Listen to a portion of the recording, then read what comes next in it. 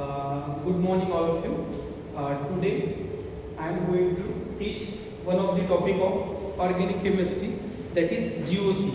अभी ये GOC क्या होता है, जिसको हम जनरल ऑर्गेनिक केमिस्ट्री बोलते हैं. मतलब केमिस्ट्री के पर्सपेक्टिव से देखें तो ऑर्गेनिक केमिस्ट्री के अंदर एक बहुत इंपॉर्टेंट टॉपिक है जनरल ऑर्गेनिक केमिस्ट्री. अब इसके अंदर बहुत सारी बेसिक सी चीज़ें और बेसिक सी बातें बताई गई है, तो उसमें से हम एक छोटा सा टॉपिक आज पढ़ेंगे जिसका नाम है एसिडिक स्ट्रेंथ. एसिडिक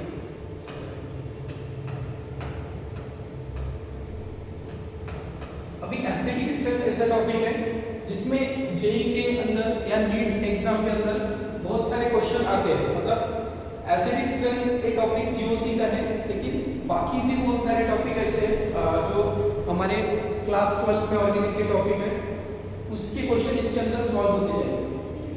अभी सबसे इंपॉर्टेंट चीज है एसिडिक स्ट्रेंथ में हमें क्या पहचानना होता है. तो एसिडिक स्ट्रेंथ मतलब क्या होता है कि कुछ हमें स्ट्रक्चर्स दिए जाएंगे और उसके अंदर जैसे हाइड्रोजन डोनेशन टेंडेंसी. जैसे अगर हम बेसिक डेफिनेशन देखिए, एसिड क्या होता है, एक ऐसा सब्सटेंस होता है जो H+ डोनेट करता है.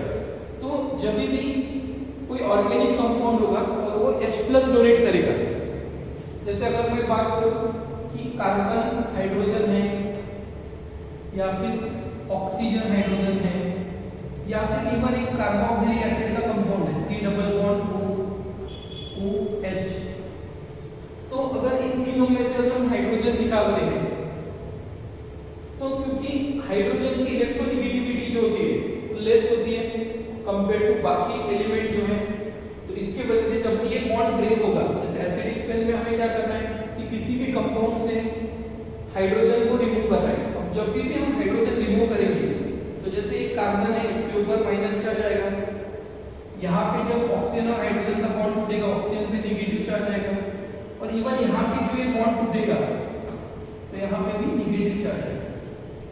तो एसिड जब भी हाइड्रोजन डोनेट करता है, मतलब H+ डोनेट करता है, तो उसके बाद जो बनता है बचा हुआ पार्ट, उसको हम बोलते हैं कॉन्जुगेट बेस.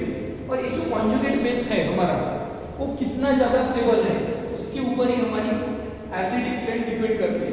अगर हमें कोई 1 2 3 4 स्ट्रक्चर दिए जाए और उसके अंदर हमें पूछा जाए कि एसिडिक स्ट्रेंथ के ऑर्डर क्या है, तो एसिडिक स्ट्रेंथ के ऑर्डर के अंदर हम वही देखेंगे कि चारों स्ट्रक्चर जब हाइड्रोजन डोनेट करेंगे तो उसके बाद जो कॉन्जुगेट बेस बनेगा या फिर जो नेगेटिव चार्ज आएगा कार्बन के ऊपर या फिर अदर एलिमेंट के ऊपर, वो किस स्ट्रक्चर के अंदर सबसे ज्यादा स्टेबल है, उसके अकॉर्डिंग हम क्या कर सकते हैं, एसिडिक स्ट्रेंथ को आइडेंटिफाई कर सकते हैं.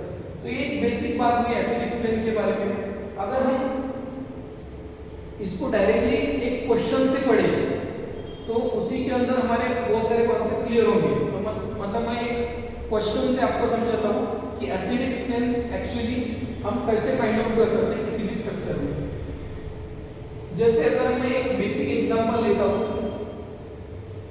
जैसे मेरे पास एक कंपाउंड है CH3OH, जिसको हम कंपाउंड A बोलेंगे, और एक कंपाउंड है मेरे पास CH2OH और उसको एक ग्रुप लगा है फ्लोरीन. एक ग्रुप जो लगा है यह फ्लोरीन. अभी इसको हम बोल देंगे स्ट्रक्चर B. अभी हमें क्वेश्चन में ऐसे पूछा है सपोज कि A और B में से कौन ज्यादा एसिडिक है, तो सबसे पहले हम क्या करेंगे कि इसके अंदर का कॉमन पार्ट देखेंगे. जैसे यहाँ पे OH है और यहाँ पे OH है, तो अगर यहाँ से हाइड्रोजन डोनेट होता है तो यहाँ पे हमारे पास आएगा CH3O- और इस एसिड का जो कॉन्जुगेट बेस आएगा हमारे पास वो आएगा FCH2 और O-. दोनों केस में हमने हाइड्रोजन डोनेट किया. तो जो भी कॉन्जुगेट बेस बने हमारे, वो कॉन्जुगेट बेस कौन सा ज्यादा स्टेबल है उसको अगर हम आइडेंटिफाई करने की कोशिश करेंगे, तो जहां जैसे यहाँ पे जैसे यहाँ पे CH3 लिखा है, और यहाँ पे अगर मैं इसको ऐसे लिखूं H CH2 और O-, और यहाँ पे अगर मैं ऐसे लिखूं F, ये है CH2 और ये है O-। तो यहाँ पे हम देख पा रहे हैं कि यहाँ पे ऑक्सीजन के ऊपर निगेटिव चार्ज है, और किसी भी एटम के ऊपर जब भी चार्ज आता है, चाहे वो निगेटिव चार्ज हो या फिर पॉजिटिव चार्ज हो, तो कंपाउंड क्या होता है, अनस्टेबल होता है। मतलब जो भी न्यूट्रल कंपाउंड रहेगा, जिसके ऊपर कोई चार्ज नहीं रहेगा, वो सबसे ज्यादा स्टेबल रहता है। और जैसे कि अगर हम यहाँ पे देख पा रहे हैं कि स्ट्रक्चर ए और स्ट्रक्चर बी के अंदर अगर हम देखिए, तो स्ट्रक्चर ए में जब इसने हाइड्रोजन डोनेट किया तो यहाँ पे ऑक्सीजन के ऊपर निगेटिव चार्ज आया, और जैसे स्ट्रक्चर बी में अगर हम देखिए तो यहाँ पे भी जैसे हाइड्रोजन डोनेट होने के बाद ऑक्सीजन के ऊपर निगेटिव चार्ज आया।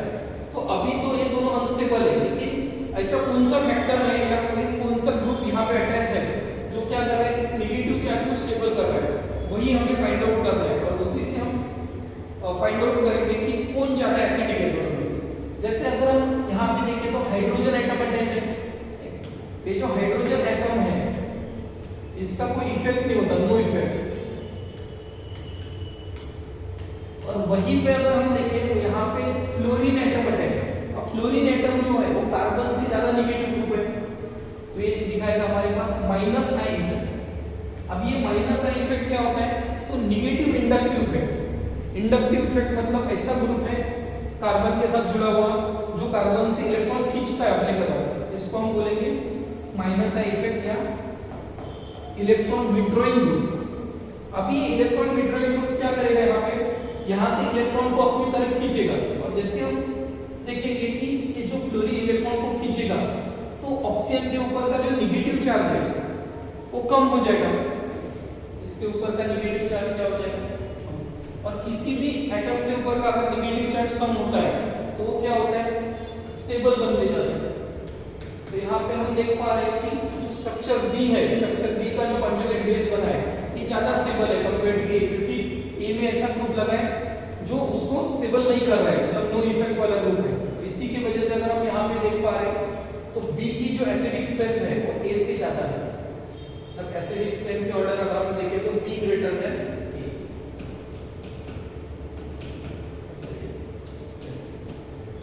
इस तरीके से हमने एक बेसिक सवाल देखा जिसके अंदर हम क्या कर सकते हैं कि एसिडिक स्ट्रेंथ जो है वो फाइंड आउट कर सकते हैं।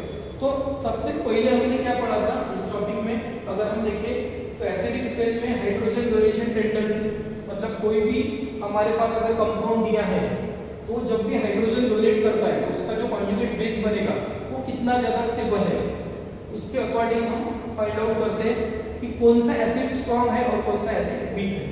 तो यहाँ से हमने कंक्लूजन क्या निकाला है, जैसे हमने जो क्वेश्चन सॉल्व किया था उससे हमारा कंक्लूजन ऐसे आया है कि एसिडिक स्ट्रेंथ जो होती है, एसिडिक स्ट्रेंथ ये डायरेक्टली प्रोपोर्शनल होती है इलेक्ट्रॉन विड्रॉइंग ग्रुप। EWG का मतलब होता है इलेक्ट्रॉन विड्रॉइंग ग्रुप, मतलब ऐसे ग्रुप लगे हो उस कंपाउंड को जिसके अंदर इलेक्ट्रॉन विड्रॉइंग ग्रुप या इलेक्ट्रॉन विड्रॉइंग इफेक्ट है। अब इलेक्ट्रॉन विड्रॉइंग ग्रुप कौन कौन से हैं, एक तो होता है -M, एक होता है -I, या इवन हम -H इफेक्ट भी यहाँ पे बोल सकते हैं। तो सबसे स्ट्रॉन्ग होता है -M। अब -M क्या होता है, तो mesomeric effect, negative mesomeric effect, उसके बाद -I मतलब इंडक्टिव इफेक्ट। मेसोमेरिक इफेक्ट कब होता है, जब रेजोनेंस के अंदर कोई हेटेरोएटम अटैच हो, किसी भी ग्रुप को अटैच, तो हेटेरोएटम जो इफेक्ट दिखाता है वो दिखाता है -M या +M। तो इलेक्ट्रॉन विड्रॉइंग ग्रुप हमें यहाँ पे चाहिए, इसलिए हम इसको -M बोलेंगे। और अगर इलेक्ट्रॉन डोनेटिंग ग्रुप अगर हम देखें मेसोमेरिक में वो होता है +M। तो यहाँ पे हम देख पा रहे हैं कि -M, -I या -H ऐसे ग्रुप अगर किसी भी कंपाउंड को अटैच होंगे तो क्या करेंगे, एसिडिक स्ट्रेंथ को क्या करेंगे, इंक्रीज करेंगे या इंप्रूव करेंगे। वही अगर हम देखें तो ये जो एसिडिक स्ट्रेंथ है हमारी, एसिडिक स्ट्रेंथ ये आपके पास होगी inversely proportional two electron donating group. Electron donating group, electron donating group होते कौन कौन से हैं वो भी हम देख लेंगे, +M, +H और +I। ये तीनों जो ग्रुप होते हैं हमारे पास, ये होते हैं इलेक्ट्रॉन डोनेटिंग ग्रुप। अभी जैसे कि हमने देखा कि यहाँ पे एसिडिक स्ट्रेंथ के अंदर हाइड्रोजन डोनेट करने के बाद किसी भी एटम के ऊपर नेगेटिव चार्ज आता है, और यहाँ पे अगर हम जैसे यहाँ पे हमने माइनस आई ग्रुप लगा दिया, यहाँ पे अगर हम प्लस आई या प्लस एम ग्रुप लगा देते मतलब इलेक्ट्रॉन डोनेटिंग ग्रुप, तो वो क्या करता था और इलेक्ट्रॉन इधर भेजता था, और इलेक्ट्रॉन भेजने के बाद इसके ऊपर का जो चार्ज है वो और ज्यादा बढ़ता था। और किसी भी एटम के ऊपर चार्ज अगर बढ़ेगा इसका मतलब क्या होता है कि उसकी स्टेबिलिटी कम होगी, और स्टेबिलिटी कम होगी तो ऑब्वियसली उसकी एसिडिक स्ट्रेंथ भी क्या होगी, कम होती जाएगी। तो इसी से हम देखेंगे कि acidic strength directly proportional two electron withdrawing group है -m -i और -h, और एसिडिक स्ट्रेंथ इनवर्सली प्रोपोर्शनल होती है electron donating group. Electron donating group में आता है +m +h और +n, ये दोनों इफेक्ट है। पहले इसके ऊपर बेसिक क्वेश्चन सॉल्व करेंगे, और आगे का इसका थोड़ा सा नेक्स्ट पार्ट में पढ़ेंगे। तो देखिए एक सवाल आता है हमारे पास,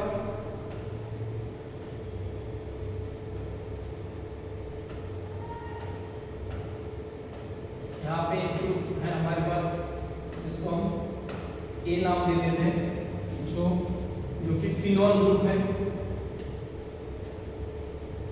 उसके बाद अगर हम यहाँ पे देखें तो यहाँ पे भी एक फिनॉल ग्रुप है, और यहाँ पे हमने CH3 ग्रुप जोड़ दिया, तो इसको हम बोलेंगे स्ट्रक्चर बी। उसके बाद एक और स्ट्रक्चर हम यहाँ पे ड्रॉ करेंगे,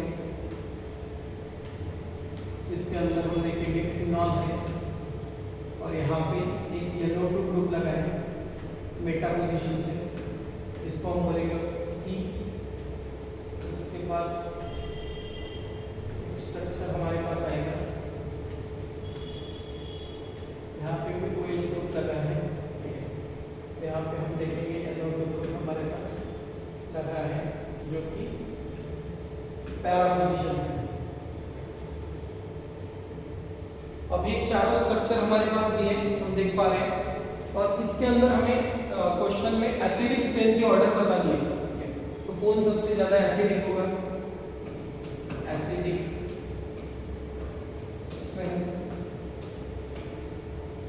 स्ट्रेंथ ऑर्डर। तो जब भी इस तरीके का सवाल आता है हमारे पास, तो सबसे पहले हम क्या कर सकते हैं कि जैसे यहाँ पे देखेंगे हम कि कौन सा पार्ट कॉमन दिया है। जैसे अगर हम यहाँ पे देखें तो यहाँ पे OH ग्रुप है, यहाँ पे OH ग्रुप है, यहाँ पे OH ग्रुप है, और यहाँ पे OH ग्रुप है, तो चारों तरफ OH ग्रुप है, मतलब फिनॉल ग्रुप है, सेम ग्रुप है। तो सेम ग्रुप अगर है तो इन चारों ग्रुप में से हाइड्रोजन जब निकलेगा तो जो कॉन्जुगेट बेस बनेगा, जैसे यहाँ पे हाइड्रोजन निकलने के बाद ऑक्सीजन पे नेगेटिव चार्ज आएगा, यहाँ पे हाइड्रोजन निकलेगा तो ऑक्सीजन पे नेगेटिव चार्ज आएगा, यहाँ पे हाइड्रोजन निकलेगा तो ऑक्सीजन पे नेगेटिव चार्ज आएगा, और यहाँ पे भी जब हाइड्रोजन निकलेगा तो ऑक्सीजन पे नेगेटिव चार्ज आएगा। तो इस नेगेटिव चार्ज को कौन ग्रुप स्टेबल करेगा? जैसे अगर हम यहाँ पे देख पा रहे हैं तो यहाँ पे जो नेगेटिव चार्ज आएगा हाइड्रोजन जाने के बाद, यहाँ पे इस ऑक्सीजन पे जो नेगेटिव चार्ज आएगा, इस ऑक्सीजन पे जो नेगेटिव चार्ज आएगा, या फिर इस ऑक्सीजन के ऊपर जो नेगेटिव चार्ज आएगा, तो इसको नेगेटिव चार्ज को स्टेबल करने वाले ग्रुप कौन से अटैच है वो हम आइडेंटिफाई करेंगे। जैसे यहाँ पे देख पा रहे हैं हम कि यहाँ पे कौन सा भी ग्रुप बेंजीन को अटैच नहीं है। इस ऑक्सीजन के ऊपर अगर नेगेटिव चार्ज आता है हाइड्रोजन डोनेट करने के बाद, तो यहाँ पे कोई ग्रुप नहीं लगा है, मतलब हम इसको क्या बोल सकते हैं, नो इफेक्ट, मतलब यहाँ पे हम कोई इफेक्ट ऑब्जर्व नहीं कर पा रहे, दैट्स व्हाई हमने बोला नो इफेक्ट। नेक्स्ट अगर हम यहाँ पे फाइंड आउट करें स्ट्रक्चर बी के अंदर, तो स्ट्रक्चर बी के अंदर यहाँ पे एक CH3 ग्रुप लगा है, इसका होता है +I या फिर +H। दोनों इफेक्ट दिखा सकता है, पॉजिटिव इंडक्टिव और पॉजिटिव हाइपर कॉन्जुगेशन। तो ये हो गया हमारे पास इलेक्ट्रॉन डोनेटिंग ग्रुप। तो अभी हमने थोड़ी देर पहले पढ़ा था कि जो इलेक्ट्रॉन डोनेटिंग ग्रुप होते हैं वो एसिडिक स्ट्रेंथ के इनवर्सली प्रोपोर्शनल है, मतलब वो एसिडिक स्ट्रेंथ को क्या करते हैं, कम करते हैं। तो यहाँ पे हम देख पा रहे हैं कि यहाँ पे इलेक्ट्रॉन डोनेटिंग ग्रुप है, और यहाँ पे इस ऑक्सीजन पे नेगेटिव चार्ज आ रहा है, जब भी हाइड्रोजन यहाँ से निकलेगा तो ऑक्सीजन पे माइनस चार्ज आएगा, और ये पॉजिटिव या +H ग्रुप क्या कर रहे हैं, इसको और इलेक्ट्रॉन दे रहे हैं, मतलब इसके ऊपर का चार्ज बढ़ा रहा है। तो चार्ज बढ़ाएंगे तो ये क्या करेंगे, इस ग्रुप को अनस्टेबल करेंगे, यहाँ पे अनस्टेबल। उसके बाद अगर हम देखें तो यहाँ पे ऑक्सीजन के ऊपर नेगेटिव चार्ज है ऑर्थो और एक मेटा, तो यहाँ पे हमारे पास मेटा पोजीशन पे नाइट्रो ग्रुप अटैच है, मेटा पोजीशन पे नाइट्रो ग्रुप अटैच है। और मेटा पोजीशन पे हम जब भी रेजोनेंस देखते हैं तो रेजोनेंस इफेक्ट जो होते हैं वो ऑर्थो या पैरा पोजीशन पे ऑब्जर्व होते हैं, मेटा पोजीशन पे, क्योंकि हम जब भी इसका कॉन्जुगेशन करेंगे तो इलेक्ट्रॉन डेंसिटी जब भी शिफ्ट होगी वो हमेशा ऑर्थो या पैरा पोजीशन पे होगी, मेटा पे नहीं होगी। एक्चुअली ये भी रेजोनेंस का पार्ट है, क्योंकि अभी हम सिर्फ एसिडिक स्ट्रेंथ देख रहे हैं, तो इसकी डिटेल में ना जाके हम सिर्फ यहाँ पे मैं आपको ये बता रहा हूँ कि जो मेटा पोजीशन है, क्योंकि जब भी इस रिंग में कॉन्जुगेशन होगा इलेक्ट्रॉन घूमेगा तो ये वो ऑर्थो और पैरा पोजीशन पे आएगा, मेटा पे नहीं आएगा। और मेटा पे नहीं आएगा इसलिए हम देखते हैं कि मेटा पे सिर्फ ओनली इंडक्टिव है, मेटा पोजीशन पे क्या होता है, ओनली इंडक्टिव इफेक्ट ऑब्जर्व होता है। रेजोनेंस से रिलेटेड जो हाइपर कॉन्जुगेशन या फिर मेसोमेरिक इफेक्ट यहाँ पे ऑब्जर्व नहीं होते हुए दिखेगा। तो यहाँ पे अगर हम देखें तो ओनली इंडक्टिव, और क्योंकि नाइट्रोजन एक कार्बन से ज्यादा नेगेटिव ग्रुप है, तो कार्बन से ज्यादा नेगेटिव ग्रुप अगर कार्बन को अटैच होगा तो कार्बन से इलेक्ट्रॉन खींचेगा, इलेक्ट्रॉन खींचेगा तो कौन सा इफेक्ट दिखाएगा, माइनस आयन। अब माइनस आयन ग्रुप को अगर हम देखें तो कौन सा ग्रुप है, इलेक्ट्रॉन विड्रॉइंग ग्रुप। जैसे कि हमने लास्ट स्लाइड में भी देखा था कि acidic strength directly proportional two electron withdrawing group, -m -i या -h। तो यहाँ पे अगर हम इस क्वेश्चन में देखें तो क्योंकि मेटा पोजीशन है तो एक ही इफेक्ट लगा है, दैट इज माइनस है, बट स्टिल ये क्या कर रहा है, इसके ऊपर के नेगेटिव चार्ज को स्टेबल कर रहा है। क्यों? क्योंकि ऑक्सीजन के ऊपर जो नेगेटिव चार्ज है उसको ये खींचेगा अपने तरफ, इलेक्ट्रॉन विड्रॉइंग ग्रुप है, और इलेक्ट्रॉन को अगर खींचेगा ये NO2 ग्रुप तो इसके ऊपर का चार्ज क्या होगा, कम होगा। और चार्ज अगर कम होता है, चार्ज अगर डिक्रीज होता है तो स्टेबिलिटी क्या होगी, इंक्रीज होगी। मतलब ये क्या करेगा, इसकी स्टेबिलिटी को इंक्रीज कराएगा। उसके बाद जो स्ट्रक्चर डी दिया है हमारा वो भी हम यहाँ पे ऑब्जर्व करने की कोशिश करते हैं।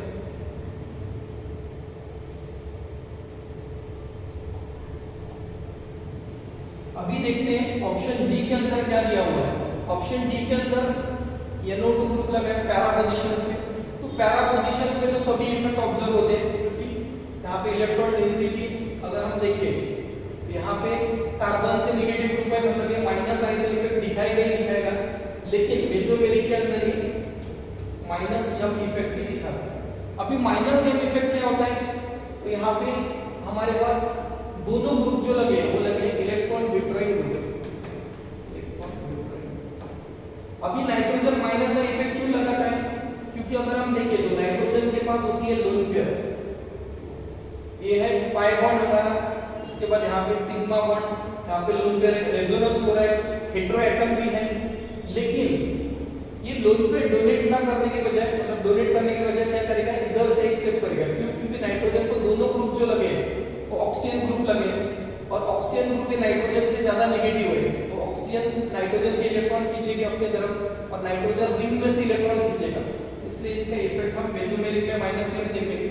वैसे इंडक्टिव में तो हमने -i देखा ही था, क्योंकि इंडक्टिव में तो अगर नेगेटिव ग्रुप कोई भी लगाए कार्बन को तो वो क्या करता है, कार्बन के इलेक्ट्रॉन को अपने तरफ खींचता है। तो इसके वजह से अगर हम देखें तो यहाँ पे दो ग्रुप है जो स्टेबिलिटी बढ़ा रहा है, मतलब यहाँ पे तो स्टेबिलिटी बढ़ रही थी, लेकिन यहाँ पे स्टेबिलिटी और ज्यादा बढ़ रही है, क्योंकि स्टेबल करने वाले दो ग्रुप है, मतलब यहाँ पे स्टेबिलिटी को ज्यादा इंक्रीज करेंगे। तो इसके वजह से जो डी स्ट्रक्चर है इसके ऊपर का नेगेटिव चार्ज और ज्यादा स्टेबल होगा, क्योंकि यहाँ पे चार्ज खींचने वाले दो ग्रुप लगे थे। तो यहीं पे अगर हम ऑब्जर्व करें तो यहाँ पे हमारे पास मेसोमेरिक इफेक्ट की स्ट्रेंथ वैसे भी इंडक्टिव इफेक्ट से भी स्ट्रांग होती है। तो यहाँ पे अगर हम ऑर्डर देखें तो सबसे ज्यादा स्टेबल करने वाला ग्रुप हमारे पास आ रहा है डी, उसके बाद जो ग्रुप हमारे पास आएगा वो आएगा सी, उसके बाद अगर हम ए और बी में देखें तो जो बी ग्रुप है यहाँ पे इलेक्ट्रॉन डोनेटिंग ग्रुप है जो अनस्टेबल कर रहा है, और यहाँ पे अगर हम ए देखें तो ऐसा ग्रुप है जो कम से कम स्टेबल नहीं कर रहा है तो अनस्टेबल भी नहीं कर रहा है, मतलब नो इफेक्ट दिखा रहा है। इसके वजह से ए का नंबर आएगा यहाँ पे, डी के बाद सी, सी के बाद ए और ए के बाद बी। इस तरीके से हमारी एसिडिक स्ट्रेंथ के ऑर्डर को हम यहाँ पे बता सकते हैं। तो इस टाइप के क्वेश्चन जब भी पूछे जाते हैं हमारे एग्जाम में, तो इसको हम इस तरीके से अटेम्प्ट कर सकते हैं कि पहले तो कौन सा पार्ट कॉमन यहाँ पे दिया हुआ था वो हमने फाइंड आउट किया, और जब भी इस ऑक्सीजन और हाइड्रोजन में से बॉन्ड टूटेगा, मतलब एसिडिक स्ट्रेंथ के केस में हाइड्रोजन डोनेट करेगा तो ऑक्सीजन के ऊपर नेगेटिव चार्ज आ रहा था चारों केस में। उसके बाद हमने देखा कि ए स्ट्रक्चर के अंदर कोई इफेक्ट नहीं दिख रहा था, बी के अंदर इलेक्ट्रॉन डोनेटिंग ग्रुप लगा हुआ था, सी के अंदर क्योंकि मेटा पोजीशन पे नाइट्रो ग्रुप लगाया था तो मेटा पे सिर्फ इंडक्टिव इफेक्ट दिखता है, इसलिए हमने इसको माइनस आई इफेक्ट बोला है, जो यहाँ पे स्टेबिलिटी इंक्रीज करता है क्योंकि यहाँ पे इलेक्ट्रॉन विड्रॉइंग ग्रुप है, मतलब वो ऑक्सीजन के इलेक्ट्रॉन विड्रॉ करके एसिडिक स्ट्रेंथ को बढ़ाएगा। और यहाँ पे जैसे हमने देखा पैरा पोजीशन पे नाइट्रो लगाया, यहाँ पे दोनों इफेक्ट दिखाएगा, मतलब निगेटिव इंडक्टिव इफेक्ट और निगेटिव मेसोमेरिक इफेक्ट, क्योंकि हेटेरो एटम है और इलेक्ट्रॉन खींच रहा है रिंग में से तो माइनस एम इफेक्ट दिखाएगा। और क्योंकि यहाँ पे दोनों ग्रुप स्टेबल करने वाले थे तो ये स्टेबिलिटी और ज्यादा इंक्रीज करेगा, इसीलिए हमारी ऑर्डर आ गई डी सी ए बी। तो अब तक यहाँ तक हमने पढ़ा कि एसिडिक स्ट्रेंथ के केस में कोई भी कंपाउंड जब H+ डोनेट करता है तो H+ डोनेट करने के बाद अगर हम यहाँ पे ऑब्जर्व करें तो जो भी नेगेटिव चार्ज आता है या फिर कॉन्जुगेट बेस बनता है तो उसको स्टेबल करने वाले ग्रुप कौन से हैं, तो जो भी हमारे इलेक्ट्रॉन विड्रॉइंग ग्रुप है, जैसे इस स्ट्रक्चर में हमने सी और डी में देखा कि माइनस आई या फिर माइनस एम ग्रुप या फिर minus H group, negative hyper conjugation वाले ग्रुप जो है वो एसिडिक स्ट्रेंथ को बढ़ाते हैं, और जो पॉजिटिव ग्रुप है मतलब प्लस आई प्लस एम या प्लस एच वो क्या होते हैं, इलेक्ट्रॉन डोनेटिंग ग्रुप होते हैं जो एसिडिक स्ट्रेंथ को क्या करते हैं, अनस्टेबल करते हैं, मतलब एसिडिक स्ट्रेंथ को कम करते हैं। तो इस तरीके से हमारा ये क्वेश्चन सॉल्व हो गया। अभी एक लास्ट पॉइंट इसके अंदर हम देखेंगे कि जैसे अगर हमारे पास एसिडिक स्ट्रेंथ है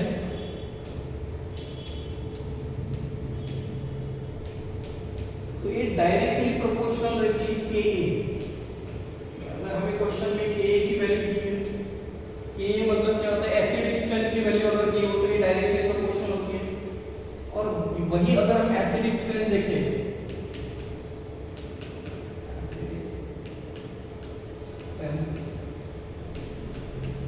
तो ये इनवर्सली प्रोपोर्शनल होती है pKa वैल्यू से। तो अगर हमें pKa वैल्यू दी जाए तो उसकी इनवर्सली प्रोपोर्शनल होती है, क्योंकि Ka मतलब एसिडिक स्ट्रेंथ है और जो pKa वैल्यू होती है वो होती है नेगेटिव लॉग ऑफ K, मतलब K के अपोजिट हो गई है क्योंकि यहाँ पे नेगेटिव साइन आ रहा है। तो जब भी अगर हमें क्वेश्चन में पूछा जाए कि pKa की ऑर्डर बताओ तो जो भी हम एसिडिक स्ट्रेंथ के ऑर्डर को फाइंड आउट करेंगे उसके अंदर हमें जो Ka की वैल्यू के अकॉर्डिंग अगर वैल्यू दी है तो हम वैल्यू के अकॉर्डिंग Ka की वैल्यू जिसकी ज्यादा है उसका एसिडिक स्ट्रेंथ ज्यादा है। और अगर हमें क्वेश्चन में pKa वैल्यू दी है और pKa वैल्यू के अंदर हम देखते हैं कि एसिडिक स्ट्रेंथ की इनवर्सली प्रोपोर्शनल है तो जिसकी pKa वैल्यू ज्यादा होगी उसकी एसिडिक स्ट्रेंथ ऑब्वियसली कम होगी। या फिर क्वेश्चन में वैल्यू ना देखे हुए जैसे अभी हमने लास्ट क्वेश्चन पढ़ा हुआ है, यहाँ पे अगर आपको pKa की ऑर्डर पूछी जाती थी, जैसे Ka की ऑर्डर तो ठीक है क्योंकि हमने यहाँ पे ऑर्डर लगाई थी एसिडिक स्ट्रेंथ की जो डायरेक्टली प्रोपोर्शनल है Ka को, लेकिन pKa के ऑर्डर के केस में क्या होता था, माइनस लॉग ऑफ K, मतलब इसी ऑर्डर को हम रिवर्स कर सकते थे BACD, तो उस अकॉर्डिंग हमारी pKa की वैल्यू आ सकती है। मतलब इसी कॉन्सेप्ट के अंदर मैंने आपको ये बता दिया कि Ka और pKa वैल्यू के साथ भी हम क्या रिलेशन इसका एसिडिक स्ट्रेंथ का दिखा सकते हैं।